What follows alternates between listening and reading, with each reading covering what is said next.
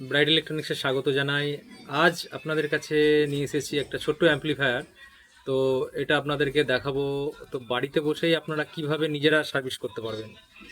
ওকে, তো দেখুন এই হচ্ছে অ্যাম্প্লিফায়ার। তো অ্যাম্প্লিফায়ারের আমরা এই পার্টসগুলো সম্বন্ধে একটু পরিচয় করে নিই। তো বিশেষ করে যে অংশগুলো পুড়ে যায়, এর পেছন দিকটায় আছে দেখুন ট্রানজিস্টার। এই ট্রানজিস্টারগুলো নাম্বার হচ্ছে 3055। একখানা ট্রানজিস্টার পুড়ে গিয়েছিল, আমি নতুন লাগিয়ে দিয়েছি। তো এইগুলো পুড়ে যায়। এর সাথে বোর্ডেতে যেইগুলো পড়ে এই যে দেখছেন বড় যে রেজিস্ট্যান্সগুলো আছে, এই যে কালো হয়ে গেছে, কালো হয়ে গেছে মানে এগুলো কিন্তু পড়ে নেই। ঠিক আছে, তো এগুলো পুড়ে যায়। আর আরেকটা ব্যাপার আছে, এইখানে বেশিরভাগটাই দেখুন এখানে কয়েকটা রেজিস্ট্যান্স আছে, যেগুলো মান হচ্ছে আপনার 10 ohms, হাফ ওয়াট। এই একটা আছে, এই একটা আছে, এইখানে একটা আছে, এই একটা আছে। বিশেষ করে এই ট্রানজিস্টারের এই বোর্ডটার এই রেজিস্ট্যান্সগুলো জ্বলে যায়। আর সাইডে একটা আছে দেখুন 1K, এগুলো হচ্ছে 1K রেজিস্ট্যান্স, এইগুলো পুড়ে যায়। এইগুলো পুড়ে যাওয়ার কারণ হচ্ছে পেছনে যখনই যে মেন ট্রানজিস্টার যেটা দেখালাম, যে এই হচ্ছে 3055, এই 3055 ট্রানজিস্টার যখন খারাপ হয়ে যাবে, ওর সাথে এই যে এখানে দেখছেন এইগুলো হচ্ছে ডাইভার ট্রানজিস্টার।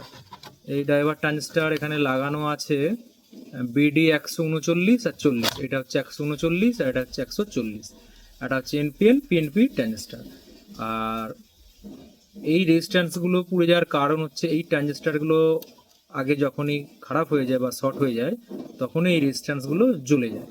বা এই দিকের পেছনের দিকে যে বড় ট্রানজিস্টার আছে 3055, ওই ট্রানজিস্টার পুড়ে যাওয়া শর্ট হয়ে গেলেও তো এই ট্রানজিস্টারগুলো পুড়ে যাওয়ার একটা প্রবণতা থাকে।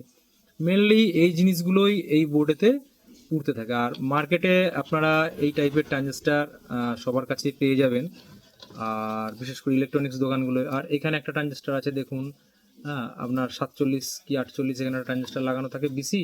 আর এখানে 58 আর 48 ট্রানজিস্টারগুলো দেওয়া থাকে। তো মাথায় রাখতে হবে যে যখন আমি সার্ভিস করব, একটা দুটো তিনটে চারটে পাঁচটা ছটা, এই ছটা ট্রানজিস্টার আমাকে ঠিকভাবে দেখে নিতে হবে যে পুড়ে গেছে কিনা। এগুলো পেছন দিক দিয়ে মাপা যায়। যারা আহ, আহ, ছোটোখাটো ইলেকট্রনিক্সের কাজ জানেন, যারা এই ট্রানজিস্টারটা জানেন কোনটা এনপিএন পিএনপি, তো এইভাবেই তারা মাপতে পারবে। বা যদি কেউ না মাপতে পারে, বাড়িতে বসেই কিভাবে বাগানো যায়, তা বাড়িতে বসেই তো এক কাজ করতে পারেন। এই যে ট্রানজিস্টার দেখছেন, এই ট্রানজিস্টারগুলো মার্কেটে খুব একটা বেশি দাম নয়। তো এগুলো কিনে নিয়ে এসে যেইভাবে লাগানো আছে, যেই দিকে লাগানো আছে সেম সেইভাবে লাগিয়ে নিয়ে, আর পেছন দিকে যে ট্রানজিস্টারগুলো আছে আপনি লাইন দিয়ে দেখবেন যে গরম হচ্ছে কিনা। যদি দেখেন যে গরম হচ্ছে না, ঠান্ডা অবস্থায় রয়েছে, সেখানেও একটা পুড়ে যাওয়ার চান্স থাকে। আর যেগুলো গরম হচ্ছে সেটাও পুড়ে যাওয়ার চান্স থাকে। তো ওইটা আপনাকে একটু চেক করে নিতে হবে।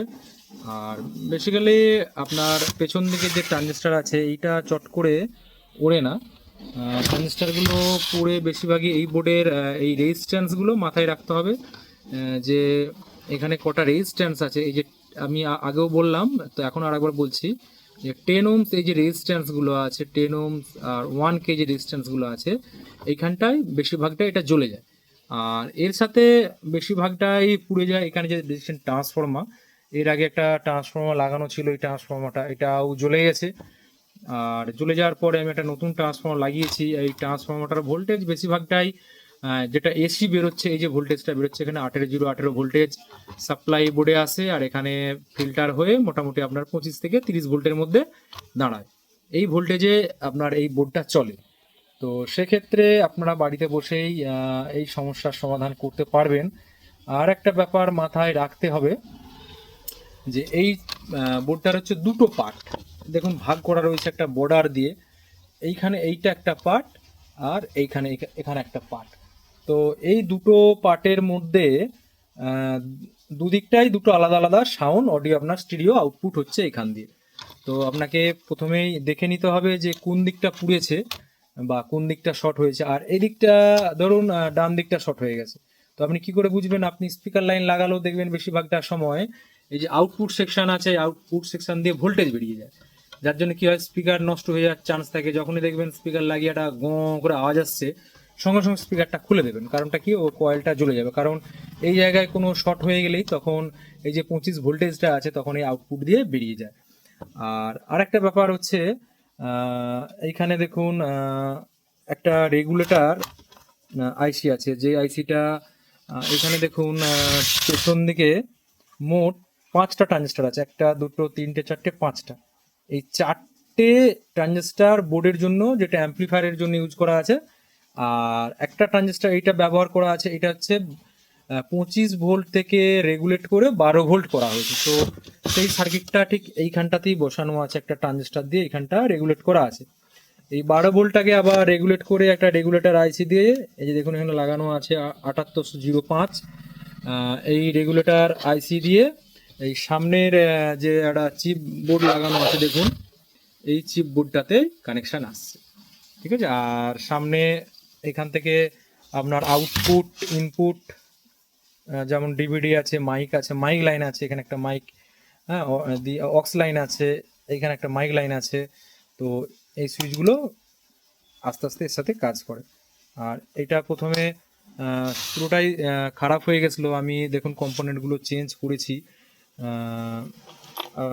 এই যে ছোট যে রেজিস্ট্যান্সগুলো সব জ্বলে গিয়েছিল, তো কোন জায়গায় কোন রেজিস্ট্যান্স থাকে এইটা দেখবেন সবসময়। আর একটা ব্যাপার, যে দুটো পার্টের মধ্যে হয়তো দুটোই একসাথে নাও জ্বলতে পারে, হয়তো কোনো একটা পার্ট জ্বলে গেল, তো সেম রেজিস্ট্যান্স এই দিকটা আপনি দেখতে পেয়ে যাবেন, তাহলে আর অসুবিধা হবে না। কিছু কিছু বোর্ডেতে এটা লেখাও থাকে যে কত রেজিস্ট্যান্স লাগানো আছে, এইটাও একটা ব্যাপার আছে। আর একটা ব্যাপার আপনাদেরকে বলি, এখানে আর একটা ব্যাপার আছে, এই যে দেখুন ডায়োড দেওয়া আছে, এই যে ডায়োডগুলো আছে, এই ডায়োডগুলো অনেক সময় শর্ট হয়ে যায়, শর্ট হয়ে গিয়ে এই ট্রান্সফর্মারটা পুড়ে যায়। তো যাদের এই ট্রান্সফর্মার পুড়ে যায়, অবশ্যই তাদেরকে প্রথমেই দেখা দরকার যে ডায়োডগুলো শর্ট আছে কিনা, ডায়োডগুলো ভালো করে মেপে নিতে হবে। আর যারা বাড়িতে বসে শিখতে চান, তো তাদের জন্য কিছু ছোট ছোট ভিডিও আমি বানিয়ে দেবো, তো কীভাবে ডায়োড মাপতে হয়, কীভাবে রেজিস্ট্যান্স মাপতে হয়, হ্যাঁ, কীভাবে ট্রানজিস্টর মাপতে হয়, এরকম একটা ভিডিও, বিশেষ করে যারা স্কুলে পড়ে বাচ্চারা, তো বাড়িতে বসে এইসব ইলেকট্রনিক্স জিনিস নিয়ে স্টাডি করে, তাদের জন্য আমি একটা নেক্সট ভিডিও আমি বানিয়ে দেব। তো ভিডিওটা কেমন লাগলো অবশ্যই কমেন্ট করবেন। ওকে, আজকে এই পর্যন্ত, আবার দেখা হবে নেক্সট ভিডিও।